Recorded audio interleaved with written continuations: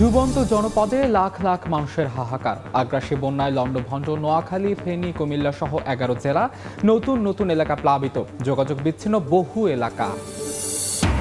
দুর্যোগ এক করেছে দল মত নির্বিশেষে সব শ্রেণী পেশার মানুষকে। সহায়তা নিয়ে টিএসসিতে মানুষের ঢল, গণত্রাণ সংগ্রহে ব্যস্ত বৈষম্য বিরোধী ছাত্র আন্দোলন।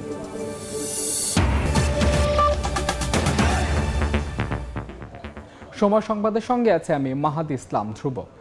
ডুবন্ত জনপদে লাখ লাখ মানুষের হাহাকার। আগ্রাসী বন্যায় লন্ডভন্ড নোয়াখালী, ফেনী, কুমিল্লা, চট্টগ্রাম সহ দক্ষিণ পূর্বাঞ্চলের 11 জেলা।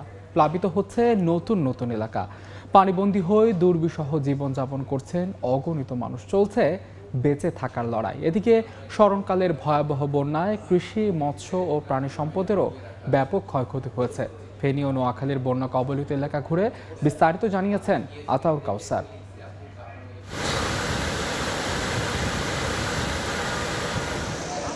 আমার পেছনে যে দৃশ্যটি দেখতে পাচ্ছেন, এটি একটি মহাসড়ক, অর্থাৎ নোয়াখালীর বেগমগঞ্জ থেকে লক্ষ্মীপুরের দিকে যে সড়কটি গিয়েছে, এটি সেই সড়কের চিত্র। এই চিত্রটি দেখেই আসলে বোঝা যায় যে বন্যার এবং ভারী বৃষ্টিপাতের ফলে যে পানি জমে গিয়েছে এই বন্যা দুর্গত এলাকাগুলোতে, সেখানকার কি অবস্থা। এক দেখি 1974 সালে একটা দেখছি, আর এই পর্যন্ত এরকম পানি দেখিনি। এখন তো কমতেছে না, বাড়তেছে। পানি আসলে গতকালকে এখানে, আজকে এখানে মঙ্গলবারও একটু ভালো ছিল, বুধবার থেকে বেশি জোরে আসতেছে আর কি। সড়কটি আশপাশের নিচু জমি থেকে অন্তত 3 ফুট উঁচুতে।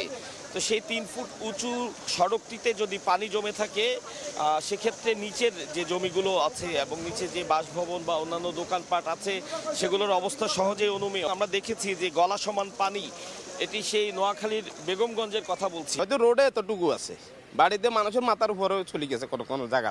আল্লাহ যদি রক্ষা করে, মানুষকে রক্ষা করবে, এছাড়া আর কোনো ব্যবস্থা নেই মানুষের। ভারত বাংলাদেশ সীমান্তর কাছাকাছি যে এলাকাগুলো রয়েছে, যেহেতু ত্রিপুরা রাজ্য থেকে যে উজানের ঢল, সে ঢলের কারণেই বেশি পানি জমেছে বন্যা দুর্গত এলাকাগুলোতে। তো সে জায়গাগুলোতে আসলে পানির পরিমাণ আরও অনেক বেশি। অবর্ণনীয় দুর্ভোগে পড়েছেন বন্যা দুর্গত এলাকার যে মানুষ রয়েছেন তারা। আমরা অনেক জায়গায় দেখেছি যে একতলা ভবনের পুরো একতলাই আসলে পানির নিচে, অনেকে ছাদে আশ্রয় নিয়েছেন, এবং যে সকল টিনের ঘর রয়েছে সে সকল টিনের ঘরে তো আর ছাদে আশ্রয় নেওয়ার সুযোগ নেই। তারা আশপাশের যে আশ্রয় কেন্দ্রগুলো রয়েছে সে আশ্রয় কেন্দ্রে গিয়েছেন, এবং সেই আশ্রয় কেন্দ্রগুলোতে আমরা খোঁজ নিয়েছি। তারা বলেছেন যে বিশুদ্ধ পানি এবং তাদের শুকনো খাবারের প্রচণ্ড সংকট রয়েছে। অর্থাৎ শুধুমাত্র পানিবন্দী জীবন বা পানির কারণে ঘর ছেড়ে চলে আসার যে কষ্ট, সে তার পাশাপাশি কিন্তু যুক্ত হয়েছে বিশুদ্ধ পানি এবং খাবারের যে সমস্যা তা। আমরা দেখেছি যে মানুষের মধ্যে যে ভ্রাতৃত্ববোধ, মানুষের প্রতি যে ভালোবাসা, তার একটি উজ্জ্বল নিদর্শন গত বেশ কদিন ধরে আমরা দেখতে পাচ্ছি। যে যেভাবে পারছে মানুষকে সাহায্য করছে, কেউ পানি দিয়ে, কেউ খাদ্য দিয়ে, কেউ আশ্রয় দিয়ে, প্রত্যেকে সাহায্য করছে, যেটি আসলে এই মুহূর্তে এই বানভাসী মানুষের জন্য সবচেয়ে বেশি প্রয়োজন, সেটি তারা করছেন। এবং একই সাথে দেশের বিভিন্ন অঞ্চল থেকে ত্রাণ নিয়ে আসছে। শুধু বাজারে কিছু লোকে ওখান থেকে টাকা কালেকশন করি, ওইখানে কিছু লোকের দিতেছে, আর টোটাল গ্রামে গঞ্জে কে কোথায় আছে কখনো কেউ নাই। আমি গতকালকের কথা একটু বলতে চাই। আমরা গতকালকে ফেনী মহিপাল এলাকায় ছিলাম। ঢাকা চট্টগ্রাম মহাসড়কের মহিপাল অংশে বারৈয়ারহাট থেকে মহিপাল পর্যন্ত পুরো সড়কটি পানির নিচে তলিয়ে গেছে, এবং যার প্রেক্ষিতে চট্টগ্রাম থেকে বারৈয়ারহাটের পরে আর কিন্তু ফেনীর দিকে আসার কোনো সুযোগই নেই। তাও আমরা দেখেছি যে যেভাবে পারছেন হেঁটে তারা বারৈয়ারহাট থেকে অন্তত 20 কিলোমিটার হেঁটে মহিপালের দিকে আসছেন। অবর্ণনীয় কষ্ট, দুর্ভোগ আমরা দেখেছি গতকাল। এটি হচ্ছে তুলনামূলক কম দুর্ভোগ, যে অংশটির কথা আমি বলছি। এর চেয়ে বেশি দুর্ভোগ পোহাচ্ছে যারা ফেনী 6টি উপজেলা, বিশেষ করে ছাগলনাইয়া এবং ওই দিকের আশপাশের যে সকল মানুষ রয়েছেন, যারা সীমান্তবর্তী কাছাকাছি এলাকার মানুষ, তাদের সেখানে পানি অনেক বেশি পরিমাণে উঠেছে। এবং আমাদেরকে যতটুকু জানিয়েছেন অনেকে, যে আসলে অনেকে তাদের আত্মীয় স্বজন বা পরিবার পরিজনের কোনো খোঁজ পাচ্ছেন না। বানভাসী জলের কারণে বিদ্যুৎ বিভ্রাটের সৃষ্টি হয়েছে সেই এলাকাগুলোতে। আজকে 3-4 দিন ধরে বিদ্যুৎ নেই। স্বাভাবিকভাবে মোবাইল টাওয়ারগুলো কাজ করছে না। কেউ আসলে তাদের স্বজনদের খোঁজও নেওয়ার মতন কোনো উপায় নেই। যেদিকেই চোখ যায় শুধু পানি এবং গাছপালা যা দেখা যাচ্ছে, এবং মাঝে মাঝে কিছু ঘরবাড়ি। এমন বেশ কিছু জায়গা রয়েছে যে জায়গাগুলোতে আসলে নৌকা দিয়ে যাওয়া ছাড়া আর কোনো উপায় নেই, এবং এই একটি জিনিসের সংকট আমাদের নজরে এসেছে। যেহেতু এটি আশপাশে খুব নদীবহুল কোনো এলাকা না, এখানে কিন্তু বড় ধরনের কোনো নৌকা আগে থেকে যে এখানে ছিল এমন নয় বিষয়টি।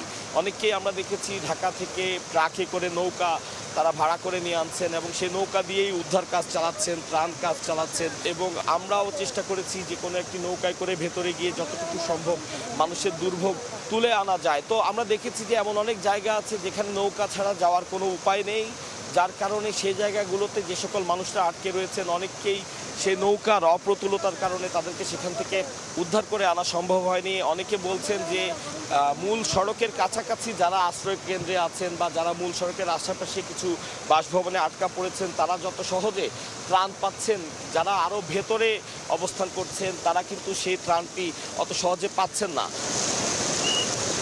ফেনীতে বেশ কিছু হাসপাতাল রয়েছে, হাসপাতাল থেকে বেশ কিছু রুগীকে এবং সদ্যজাত শিশুদেরকে সেখান থেকে উদ্ধার করে আনা হয়েছে সেই নৌকা দিয়ে।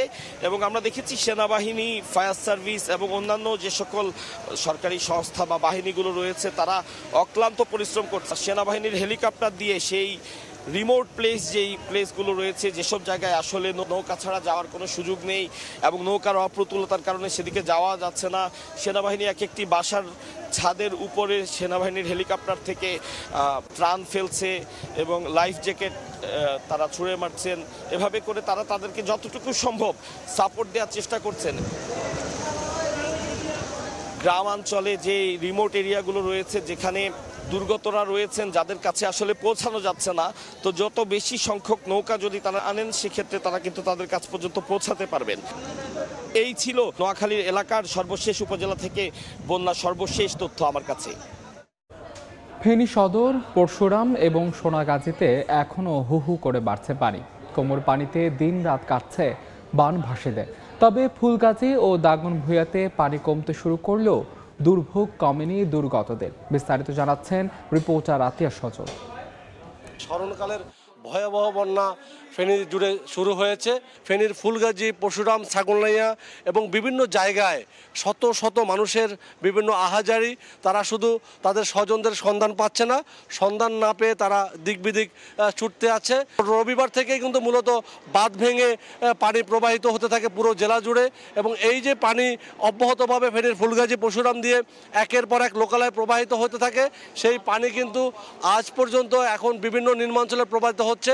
আপনাকে যদি বলি পুরো ফেনী জেলার চিত্র, সেক্ষেত্রে আমরা ফেনী শহরের শুধুমাত্র মহিপালের কিছু অংশ এবং টাং রোডের একটি অংশ থেকে ডিসি অফিস পর্যন্ত, জেলা প্রশাসন কার্যালয় পর্যন্ত সড়কটি রয়েছে, এটি ছাড়া পুরো ফেনী পানিতে তলিয়ে রয়েছে। ফেনীর যে ব্যবসায়িক কেন্দ্রগুলো রয়েছে, তাকিয়া রোড, ইসলামপুর রোড, সেখানে কিন্তু শত শত যে ব্যবসায়ীদের, বড় বড় ব্যবসায়ীরা, পাইকারি যারা আড়তদার এবং মহিপালের বিভিন্ন আড়তদার, তারা যেটা বলছেন যে তাদের মালামাল ভিজে কোটি কোটি টাকার মালামাল নষ্ট হয়ে গিয়েছে। অন্য বছর যে একাধিকবার বন্যার কবলে পড়ে, সেক্ষেত্রে কিন্তু আমরা দেখেছি যে অল্প শুধুমাত্র ফুলগাজী, পরশুরামের মধ্যেই সীমাবদ্ধ থাকে, সেটি 2 দিন 3 দিন পরেই হয়তো কিছুটা কন্ট্রোলে চলে আসে।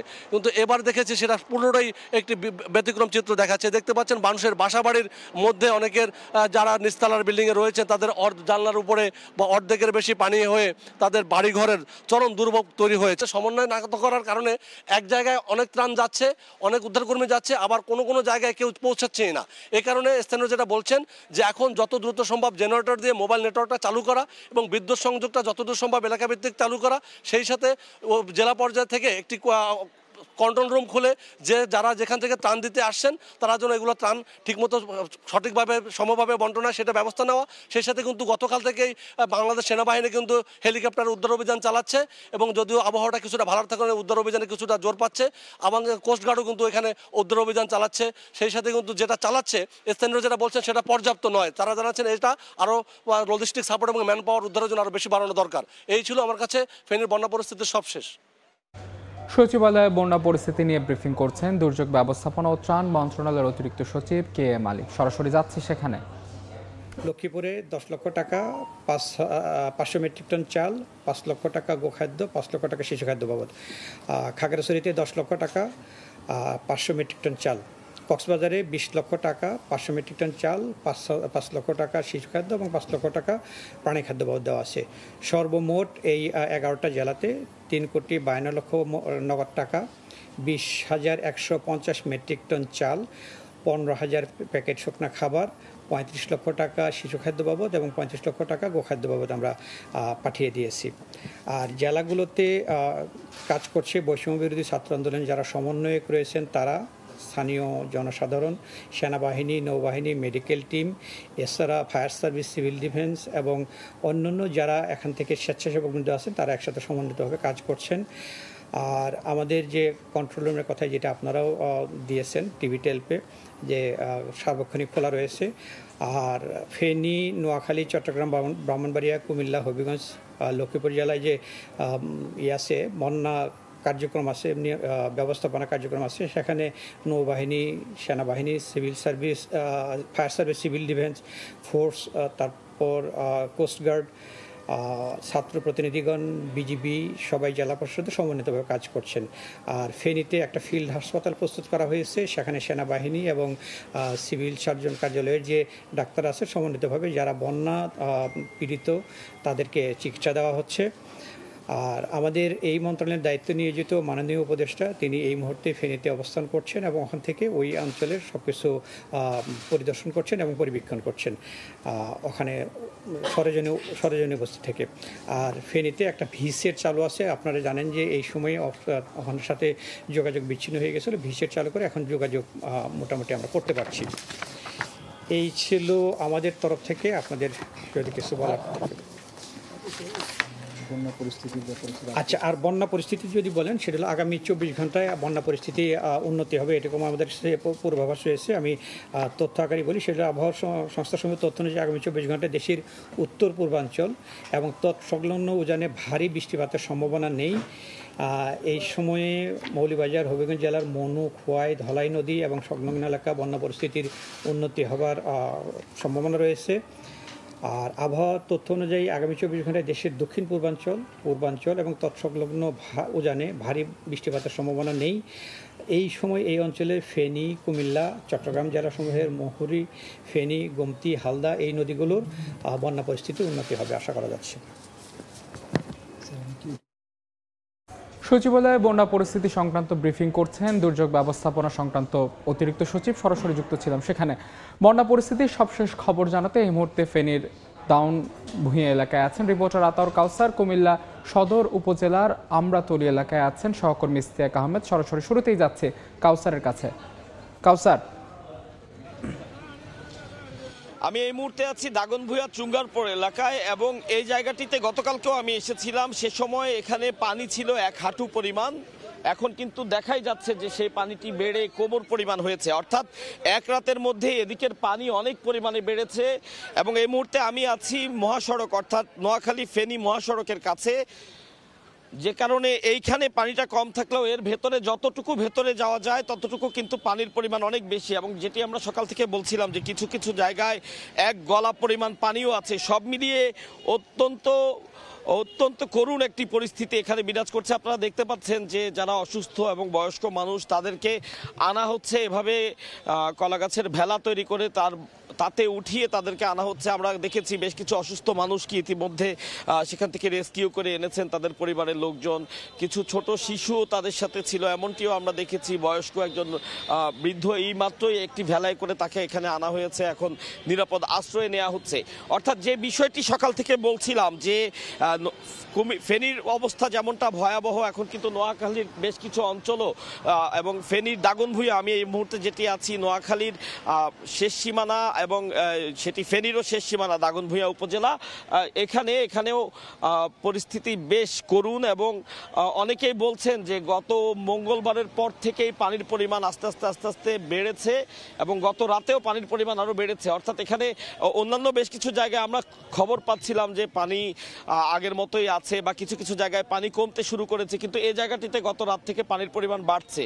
এবং এখানকার যারা বাসিন্দা রয়েছেন তাদের সাথে আমরা কথা বলেছি, তারা বলেছেন যে যারা যারা সুযোগ পেয়েছেন আশপাশের আশ্রয় কেন্দ্রে তারা অবস্থান করছেন বা তারা সরে যেতে পেরেছেন, অনেকেই আছেন এখনো ভেতরে যাদেরকে আসলে আশ্রয় কেন্দ্রে নেওয়ার সুযোগ হয়নি। তো যে বিষয়টি সকাল থেকে বলছিলাম যে নৌকা অত্যন্ত প্রয়োজনীয় একটি বিষয় হয়ে দাঁড়িয়েছে। নৌকার অভাবে অনেককেই আসলে রেস্কিউ করে আনা যাচ্ছে না বা ভেলায় আনতে গিয়েও ছোটখাটো নানা দুর্ঘটনার শিকার হতে হচ্ছে মানুষকে। তো যারা ত্রাণ দিতে চান বা যারা আশ্রয় কেন্দ্রে মানুষকে নিয়ে যেতে চান, তারা যদি এই ধরনের এলাকাগুলোতে আসেন এবং নৌকা নিয়ে আসেন তাহলে সহজে ত্রাণ দেওয়াও যাবে এবং তাদেরকে দ্রুত উদ্ধার করে আশ্রয় কেন্দ্রেও নিয়ে যাওয়া যাবে। যেমনটি আমি বলছিলাম যে আরেকটি ভেলায় করে কিছু মালামাল নিয়ে আনা হচ্ছে এবং একজন মানুষকেও আমরা দেখছি সেই ভেলায় আছেন। অর্থাৎ যে যার শেষ সম্বল যতটুকু বাঁচানোর সুযোগ রয়েছে ততটুকু নিয়েই তারা আশ্রয় কেন্দ্রে যাওয়ার চেষ্টা করছেন এবং তারা বলছেন যে ত্রাণের বিষয়টি আসলে অপ্রতুল, খুব বেশি পরিমাণে ত্রাণ এখানে মানুষ পায়নি এখনো। অনেক দূর দূরান্তে 2-3-4 কিলোমিটার পর্যন্ত এমন এমন ঘরবাড়ি রয়েছে যেগুলো পানির কারণে মানুষ যেতে পারছে না এবং তাদেরকে রেস্কিউ করাও সম্ভব হয়নি, তাদের কাছে ত্রাণও পৌঁছানো সম্ভব হয়নি। তো সেই বিষয়গুলো আলাদাভাবে নজর দেওয়ার জন্য কর্তৃপক্ষ এবং প্রশাসনের কাছে তারা আহ্বান জানিয়েছে। তো যেমনটি বলছিলাম যে ফেনীর অবস্থাও গতকালকে থেকে আমরা দেখেছি যথেষ্ট বাজে অবস্থা ছিল এবং যেহেতু সেটি সীমান্তবর্তী একটি জেলা এবং ত্রিপুরার ওই দিক থেকেই উজানের পানির ঢলটি নেমেছিল, সে কারণে ফেনীর অবস্থা খুব করুণ ছিল। সীমান্তবর্তী আরেকটি জেলাও আছে যেটি কুমিল্লা, সেখানেও আমরা শুনেছিলাম যে ধীরে ধীরে পানি বাড়ছে। তো কুমিল্লার সর্বশেষ তথ্য জানতে কুমিল্লায় আছেন আমাদের সহকর্মী ইশতিয়াক আহমেদ, তার কাছে যেতে চাই। তার আগে বলি এই ছিল ফেনীর দাগনভূঞা থেকে সর্বশেষ তথ্য আমার কাছে। যে বৃহস্পতিবার রাতে কিন্তু কুমিল্লা বুড়িচং উপজেলা 16 নং ইউনিয়নের যে বুরবুরিয়া গ্রামটি, সেখানে কিন্তু নদী বাঁধ ভাঙে এবং প্লাবিত হওয়া শুরু করে এবং পানি কিন্তু পুরো ইউনিয়নে অর্থাৎ যে গ্রাম থেকে কিন্তু শুরু হয় প্লাবিত হওয়া এবং সেখানে প্রায় 35টি গ্রাম কিন্তু একেবারে প্লাবিত হয়ে পড়ে এবং আমরা জানতে পেরেছি যে প্রায় 45,000 পরিবার এই মুহূর্তে এই বুড়িচং উপজেলায় পানিবন্দী রয়েছে। এবং একটা বিষয় জানা রাখতে চাই আপনাদেরকে যে যেসব পরিবারগুলো পানিবন্দী রয়েছে সেই সব পরিবারগুলোকে ইতিমধ্যে কিন্তু বিভিন্ন ধরনের ত্রাণ দেওয়ার জন্য বিশেষ করে স্বেচ্ছাসেবক যে সংগঠনগুলো রয়েছে, বিশেষ করে ছাত্ররা এবং যে বিভিন্ন বিশ্ববিদ্যালয়, কলেজ এবং স্কুলে যে শিক্ষার্থীরা রয়েছে তারা কিন্তু ত্রাণ নিয়ে ওই বুড়িচং উপজেলায় যাচ্ছে এবং যারা পানিবন্দী হয়ে আছে ঘরের মধ্যে তাদেরকে কিন্তু ত্রাণ দেওয়ার জন্য চেষ্টা করছে। তার পাশাপাশি যদি বলতে চাই যে বিএনপির বিভিন্ন অঙ্গ সংগঠন, সহযোগী সংগঠন তারাও কিন্তু ত্রাণ নিয়ে যাচ্ছে। তবে একটা বিষয় জানিয়ে রাখতে চাই, যেহেতু এই বুড়িচং উপজেলা যেই এলাকাগুলো বেশি প্লাবিত হয়েছে সেখানে কিন্তু ভোট বা নৌকা নিয়ে যাওয়া যাচ্ছে, তবে পর্যাপ্ত পরিমাণ নৌকা বা ভোট না থাকার কারণে সেখানে কিন্তু ত্রাণ নিয়ে যাওয়াটা অনেকটাই একটু কঠিন হয়ে যাচ্ছে বলে আমরা জানতে পেরেছি। তবে আমি যদি একটু জানিয়ে রাখতে চাই, গতকাল কিন্তু রাতের বেলায় আমরা সন্ধ্যাবেলার দিকে আমরা জানতে পেরেছি যে কুমিল্লা ব্রাহ্মণপাড়া উপজেলার শশীদল এলাকা দিয়ে ঘুঙ্গুর নদীর বাঁধ ভেঙে গেছে এবং সেখানে কিন্তু ব্রাহ্মণপাড়াতে প্রায় 3টি ইউনিয়নে একেবারে সবগুলো গ্রাম কিন্তু প্লাবিত হয়েছে এবং সেই ব্রাহ্মণপাড়া যে 3টি ইউনিয়ন রয়েছে সেটা যদি আপনাকে জানিয়ে রাখতে চাই যে Shashidal union, Sahebabad union, Malapara union, প্রায় এই 3টি ইউনিয়নের প্রায় 3000 পরিবার এই মুহূর্তে পানিবন্দী রয়েছে। তাছাড়া যে কুমিল্লা সদর উপজেলা, আদর্শ সদর উপজেলার 2টি ইউনিয়ন রয়েছে, বাস্তবী ইউনিয়ন এবং আমরাতলী ইউনিয়ন, যেখানে প্রায় 1000 পরিবার ইতিমধ্যে পানিবন্দী হয়ে আছে। আমি যদি একটু বলতে চাই যে আমরা কথা বলেছিলাম যে জেলা ত্রাণ কর্মকর্তার সাথে, তিনি আমাদেরকে জানিয়েছেন যে কুমিল্লা যে 17টি উপজেলা রয়েছে এর মধ্যে 14টি উপজেলা কিন্তু প্লাবিত হয়েছে এবং 14টি উপজেলায় কিন্তু প্রায় 7 লক্ষ মানুষ পানিবন্দী হয়ে আছে। তবে বেসরকারি ভাবে যদি বলি সেটা কিন্তু 10 লাখ মানুষ পানিবন্দী রয়েছে বলে আমরা জানতে পেরেছি।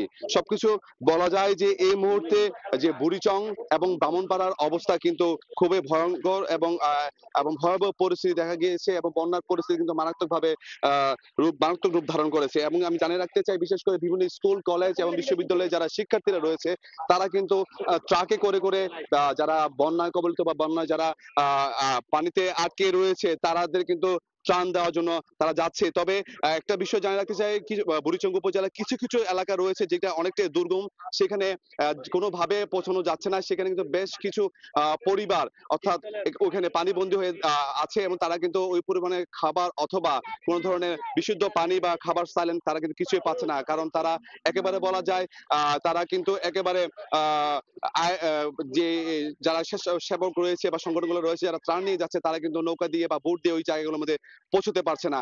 সব মিলিয়ে বলতে গেলে বলা যায় যে কুমিল্লার 3টি উপজেলা, যে আদর্শ সদর এবং বুড়িচং এবং ব্রাহ্মণপাড়া, এখানে প্রায় কিন্তু প্রায় লক্ষাধিক 1.5 লক্ষাধিক পরিবার কিন্তু এই মুহূর্তে পানিবন্দী রয়েছে। তো এই ছিল আমার কাছে সর্বশেষ খবর কুমিল্লা থেকে। বন্যা পরিস্থিতির সবশেষ খবর জানতে সরাসরি যুক্ত ছিলাম কুমিল্লায়, তার আগে যুক্ত ছিলাম ফেনীতে। মৌলভীবাজারে মনু নদীর পানি বেড়ে প্লাবিত হয়েছে 5 উপজেলা। পানিবন্দী হয়ে পড়েছেন 2 লাখের বেশি মানুষ। রাস্তাঘাট ঘরবাড়ি তলিয়ে থাকায় চরম দুর্ভোগে পড়েছেন বন্যার্তরা। বিস্তারিত জানিয়েছেন আমিনুল ইসলাম। গেল কয়েকদিন ধরেই সিলেটের মৌলভীবাজার জেলা, এই মৌলভীবাজার জেলার কিন্তু বেশিরভাগ নিম্নাঞ্চল কিন্তু এই পানিতে ডুবন্ত ছিল এবং এখানকার যেসব মানুষজন রয়েছেন তারা কিন্তু অনেকটাই দুর্ভোগ পোহাতে হয়েছে। গেল 3 দিন ধরে যে পানিটি ছিল সেটি মনু নদের পানি, এবং মনু নদের পানি সচরাচর এখানকার বাসিন্দারা যেটি বলেছেন যে সেটি সচরাচর এই মৌলভীবাজার শহরে প্রবেশ করে না, কিন্তু বাঁধ ভেঙে যাওয়ার কারণে কিন্তু মনু নদীর পানি এখানকার যেসব হাওরগুলো রয়েছে সেগুলো মারিয়ে লোকালয়গুলোতে ঢুকে পড়েছে এবং এখানকার বেশিরভাগ সড়কগুলো কিন্তু এই গেল 3 দিন ধরে ডুবন্ত ছিল। আজকে কিছুটা পানি কমেছে, যদিও আসলে বৃষ্টিপাত বন্ধ রয়েছে, কিন্তু ভারতের ভেতর থেকে আসা পানি প্রবাহ কিন্তু মানুষজনের মনে ভীতির সৃষ্টি করেছে। যদি হাওরটি কানায় কানায় পূর্ণ হয়ে ওঠে তাহলে এই পানির প্রবাহ এরকম থাকবে না, স্থানীয় যেসব বাসাবাড়ি রয়েছে সেই বাসাবাড়িতে ঢুকে পড়বে। যদিও গেল কয়েকদিন ধরে সিলেট থেকে মৌলভীবাজার গামী যেসব সড়ক রয়েছে সেই সড়কগুলো ডুবন্ত ছিল এবং মৌলভীবাজার থেকে কুলাউড়া যাওয়ার যে রাস্তাগুলো ছিল সেগুলো ডুবন্ত ছিল। আজকে কিছুটা উন্নতি হয়েছে বলা যায়। সব বুড়াই আসলো, সেটা সব বুড়াই আসলো পানি। এবারে ফিশারি আছে, প্রচুর ফিশারি আছে, সবগুলো ফুলকোর ফিশারি সব বুড়িয়া গেছে। বান সংস্কার না হওয়ার কারণে এই বানটা ভাঙ্গিয়া এদিকে পানির যে প্রবাহ সেই পানির প্রবাহ এখনো রয়েছে। এটি ভারতের মেঘালয় অংশের পানি এবং মেঘালয় এলাকায় ভারী বৃষ্টিপাত অব্যাহত থাকার কারণে কিন্তু সীমান্ত পেরিয়ে যেসব নদ নদীগুলো রয়েছে, বিশেষ করে কুশিয়ারা, মনু, সুরমা সহ বেশ কয়েকটি নদী দিয়ে আসলে এই পানি বাংলাদেশে প্রবেশ করছে। নিম্নাঞ্চলের মানুষকে সতর্ক রাখা হয়েছে। সেনাবাহিনীর পর্যায় থেকে অনেক জায়গাতে মেডিকেল টিমের তৎপরতা বাড়ানোর জন্য বলা হয়েছে, এমনটি আমরা স্থানীয়দের কাছ থেকে জানতে পেরেছি। স্থানীয় পর্যায় থেকে যেটি জানতে পেরেছি যে উপজেলা প্রশাসন থেকে শুরু করে মৌলভীবাজার জেলা প্রশাসন যে ক্ষতিগ্রস্ত মানুষজন রয়েছেন তাদের পাশে দাঁড়িয়েছেন। ত্রাণ সহায়তা যেটি দেওয়া হচ্ছে সেটি অপ্রতুল আরো বাড়াতে হবে। তো এই অবস্থার মধ্য দিয়ে আসলে মৌলভীবাজার জেলার মানুষজনের যে ভোগান্তির চিত্র সেটি এখনো রয়েছে, তবে তাদেরকে এই পানি থেকে মুক্তি পেতে হয়তো কিছুটা সময় লাগবে। তো এই ছিল আসলে আমার কাছ থেকে সর্বশেষ। বন্যা পরিস্থিতির খবর জানাতে মৌলভীবাজারের মনু ব্যারেজ এলাকায় আছেন সহকর্মী আমিনুল ইসলাম। সরাসরি যাচ্ছি তার কাছে। আমিনুল, গেল কয়েক বছরের মধ্যে মৌলভীবাজারবাসী এত বড় বন্যার সম্মুখীন হননি। 4 দফা বন্যায় এবারই প্রথম এত উচ্চতা নিয়ে আসলে মনু নদীর পানি প্রবাহিত হচ্ছে। আমরা এই মুহূর্তে মনু নদীর তীরে রয়েছি। এই নদীটি একদম ভারতের ভেতর থেকে এসেছে এবং আজকে যে জায়গাটিতে আমরা দাঁড়িয়ে আছি এই জায়গাটি হচ্ছে মনু ব্যারেজ পয়েন্ট। এই ব্যারেজে গেল 1-2 বছরের মধ্যে এত উচ্চতা পানি কখনো দেখেনি পানি উন্নয়ন বোর্ড। প্রায় বিপদসীমার 44 সেন্টিমিটার উপর দিয়ে এই মনু ব্যারেজ পয়েন্টের পানি প্রবাহিত হচ্ছে, যা মৌলভীবাজারের প্রায় 4টির বেশি উপজেলার মানুষের দুর্ভোগের কারণ হয়ে দাঁড়িয়েছে। এই মুহূর্তে এই স্লুইস গেটটিতে সবকটি কপাট খুলে দেওয়া আছে এবং এই পানির প্রবাহ ক্রমান্বয়ে নিচু যে এলাকাগুলো রয়েছে সেদিকে যাচ্ছে। এখন পর্যন্ত পানি উন্নয়ন বোর্ড এবং এখানকার কৃষি কর্মকর্তাদের যেসব তথ্য রয়েছে আমার কাছে, কৃষি অফিস জানিয়েছে যে মৌলভীবাজারে এখন পর্যন্ত আমনের যে বীজতলা এবং রূপা আমন যেটি রয়েছে এর মধ্যে প্রায় 42,000 হেক্টর জমি পানিতে তলিয়ে গিয়েছে এবং এই কারণে মৌলভীবাজারের এবারের যে আমনের মৌসুমে যে ক্ষতিটি হয়েছে সেটি কৃষকদের ব্যাপক ক্ষতি বলে উল্লেখ করেছেন কৃষি কর্মকর্তারা। পানি উন্নয়ন বোর্ড বলছে যে এই পানির প্রবাহ ততক্ষণ পর্যন্ত থাকবে যতক্ষণ পর্যন্ত ভারতের মেঘালয়ের অভ্যন্তর থেকে এরকম পানির প্রবাহ থাকবে। প্রায় 3 থেকে 4টি জায়গায় মনু নদীর পানি বৃদ্ধি পেয়ে যে বাঁধগুলো ছিল সেই বাঁধগুলো ভেঙে গ্রামগুলো প্লাবিত হয়েছে এবং মানুষজনের ভোগান্তির যে সৃষ্টি করেছে।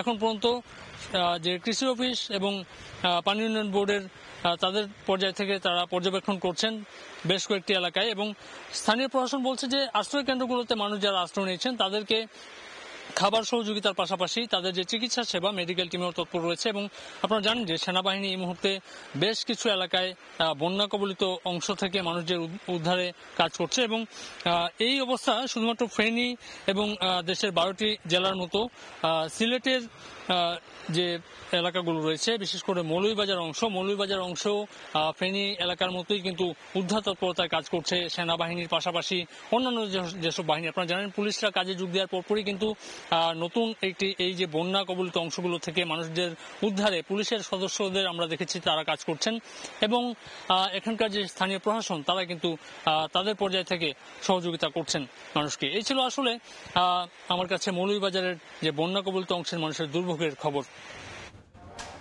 সরাসরি যুক্ত ছিলাম মৌলভীবাজারে, জানছিলাম সেখানকার বন্যা পরিস্থিতির সবশেষ খবর। বন্যা দুর্গতদের সহায়তায় ঢাকা বিশ্ববিদ্যালয় টিএসসিতে চলছে বৈষম্য বিরোধী ছাত্র আন্দোলনের গণত্রাণ সংগ্রহ কর্মসূচি। এই মুহূর্তে সেখানে আছেন রাইদুল ইসলাম শুভ, সরাসরি যাচ্ছে তার কাছে। শুভ, ভয়াবহ অবস্থার মধ্যে দিয়ে দিন পার করছে নোয়াখালী, ফেনী, চট্টগ্রাম সহ বেশ কয়েকটি জেলা। এবং আমরা জানি যে কিছুক্ষণ আগেই দেখছিলাম আমাদের সহকর্মীরা দেখাচ্ছিলেন কি মর্মান্তিক অবস্থা সেখানকার। সেই যে বন্যার্থ মানুষগুলো, অসহায় মানুষগুলোর পাশে দাঁড়াতেই কিন্তু সারা দেশের মানুষ হাত বাড়িয়ে দিয়েছেন। এবং আমরা এই মুহূর্তে টিএসসিতে রয়েছি। টিএসসিতে আমরা দেখতে পাচ্ছি যে সাধারণ শিক্ষার্থীরা কিন্তু এই বৈষম্য বিরোধী ছাত্র আন্দোলনের শিক্ষার্থী সহ সকল শিক্ষার্থীরা কিন্তু এই অংশ নিয়েছে এই ত্রাণ সামগ্রী সংগ্রহতে। পুরো টিএসসির এই অডিটোরিয়ামটি কিন্তু আমরা দেখতে পাচ্ছি যে সারা দেশ থেকে আসা, বিশেষ করে ঢাকা সহ পার্শ্ববর্তী জেলার যে সকল ত্রাণ সামগ্রীগুলো এখানে এসেছে, কেউ পায়ে হেঁটে যে যার যতটুকু সামর্থ্য নিয়ে কিন্তু তারা এখানে হাজির হচ্ছেন এই বন্যার্থ মানুষের পাশে দাঁড়ানোর জন্য। বিশেষ করে শুকনো যে সকল খাবারগুলো রয়েছে সেই খাবারগুলো তারা নিয়ে আসছেন। আমরা দেখতে পেয়েছি ছোট বাচ্চা থেকে শুরু করে বড়দের জন্য বিভিন্ন কাপড়ের ব্যবস্থা করা হয়েছে বন্যার্থদের জন্য।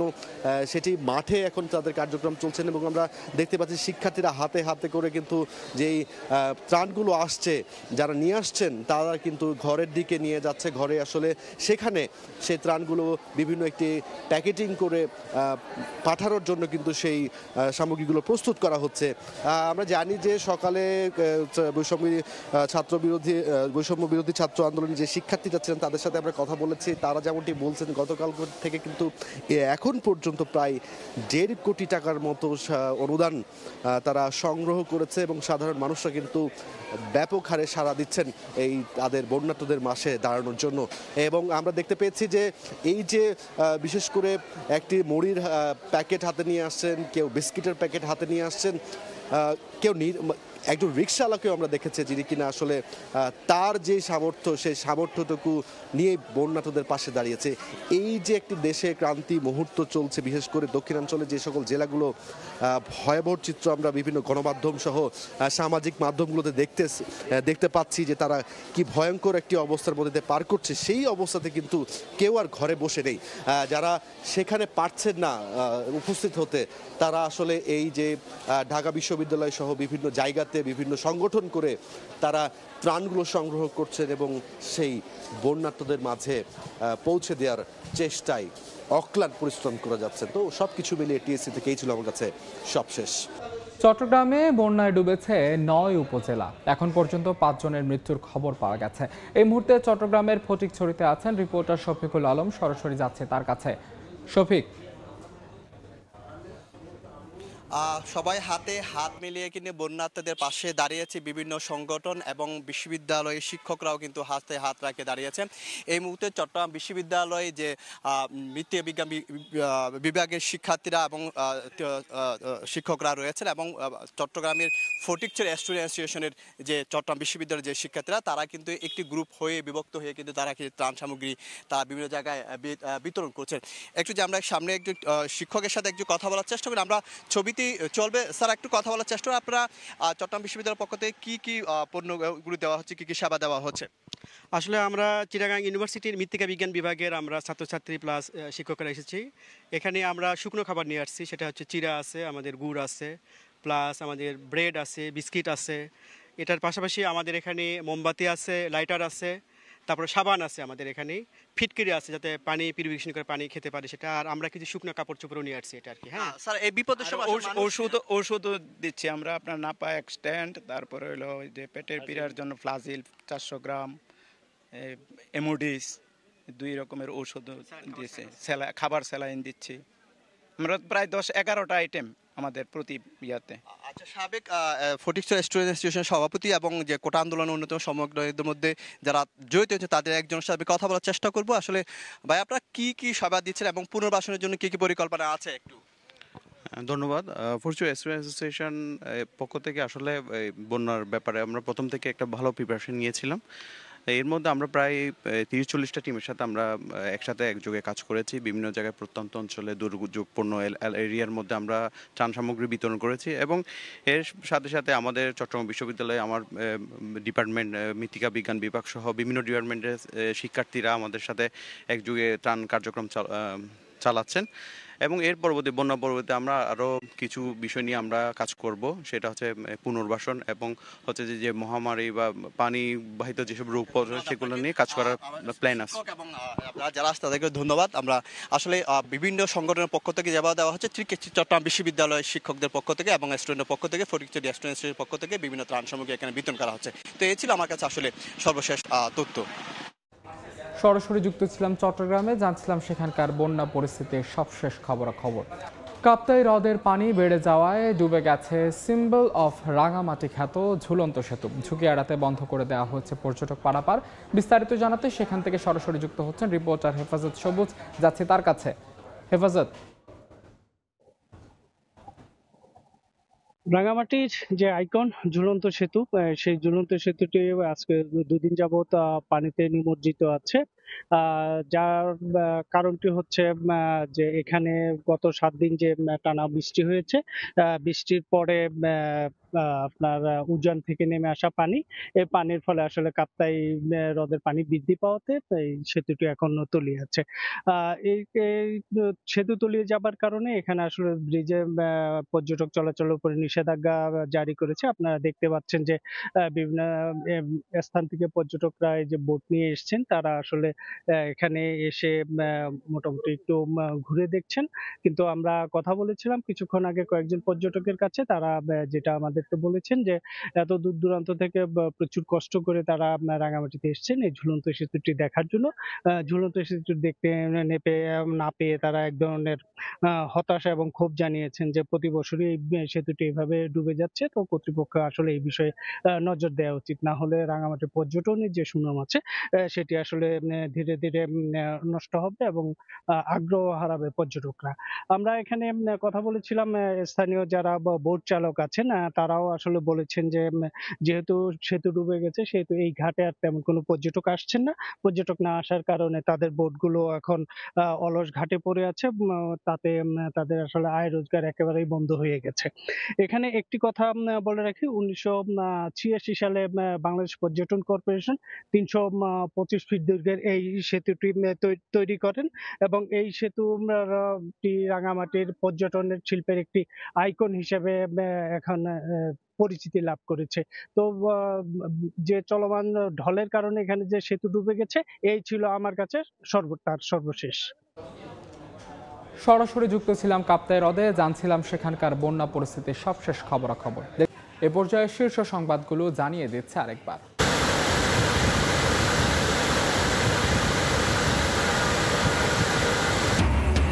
ডুবন্ত জনপদে লাখ লাখ মানুষের হাহাকার, আগ্রাসী বন্যায় লন্ডভন্ড নোয়াখালী, ফেনী, কুমিল্লা সহ 11 জেলা।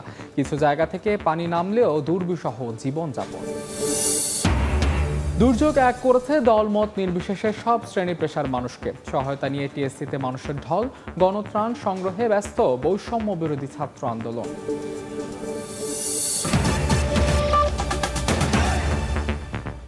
এই ছিল সময় সংবাদে।